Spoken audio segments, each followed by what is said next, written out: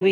Antony, Oommen Chandy, VM Sudheeran മുതലായവർ കെട്ടിപ്പടുത്ത KSU youth കോൺഗ്രസിൻ്റെ അതിൽ കൂടെയാണ് ശക്തിപ്പെട്ടത് കോൺഗ്രസ്.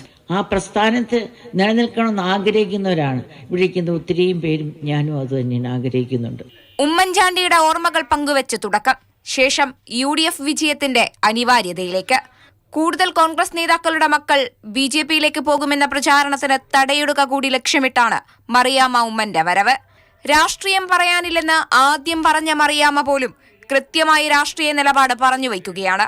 മുതിർന്ന കോൺഗ്രസ് നേതാവ് AK ആന്റണിയുടെ മകൻ NDA സ്ഥാനാർത്ഥിയാകുന്ന മണ്ഡലത്തിൽ മറിയാമ്മ ഉമ്മൻ എന്തു പറയുമെന്നതിൽ കൗതുകമുണ്ടായിരുന്നു. ഉമ്മൻചാണ്ടിയുടെ മക്കൾക്ക് കൊക്കിൽ ശ്വാസം ഉണ്ടെങ്കിൽ BJP പോകാൻ പറ്റുമോ?